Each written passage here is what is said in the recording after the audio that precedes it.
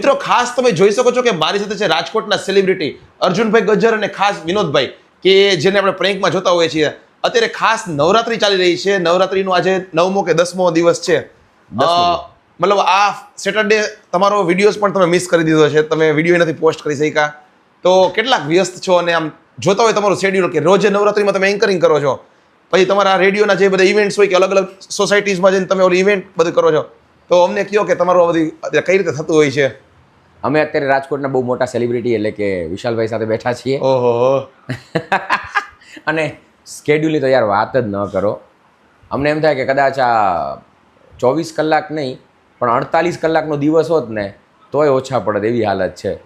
સવારે શો કરવાનો, પછી રોજની 2 સોસાયટીમાં જવાનું, પછી સાંજે નવરાત્રિમાં જવાનું, વળી સવારે ઉઠીને પાછું એ જ શેડ્યુલ. એટલે મેં માંડ 2-3 કલાકની ઊંઘ થાય. હું ને જોંગો મેં 15 દિવસો મળ્યા છે એવી હાલત છે. અને એટલે જ કદાચ વિડીયો મિસ થઈ ગયો છે, એટલે જ વિડીયો નથી આવ્યો. ઓકે.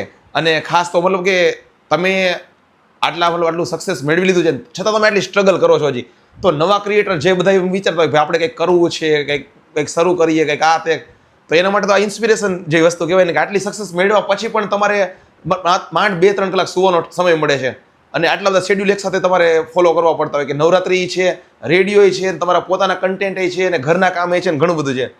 તો રિયલમાં ઇન્સ્પિરેશનલ સ્ટોરી છે તમારી.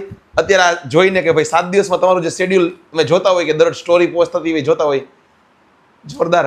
અર્જુનભાઈ તમે શું કહેવા માંગશો? મારું શેડ્યુલ અત્યારે ફૂલ ટાઈટ છે. સવારના પોરમાં મારા ભાઈબંધની શોપે જઈને બેસી જવાનું, ત્યાં શોપે જઈને બેસી જવાનું, પાછું બપોર થાય એટલે ખાઈ લેવાનું ને થોડીક વાર પાછું સુઈ જવાનું, ખાઈ થાય એટલે ઘરે વહી જવાનું. મારું આમ ફૂલ schedule બહુ વચ્ચે વચ્ચે ક્યાંક ગેમ રમી લેવાની, ભાઈબંધોની હળી કરી લેવાની, એકાદ 2 રીલ બનાવ. ફૂલ ટાઈટ સ્કેડ્યુલો. આપણે ફોન કરીએ એટલે બિઝી જ, ઓલવેઝ બિઝી. busy જ આવતો હોય મારો ફોન. કારણ કે નવરો ભાઈબંધ વારે જ વાત કરતો હોય. જોરદાર. ડન.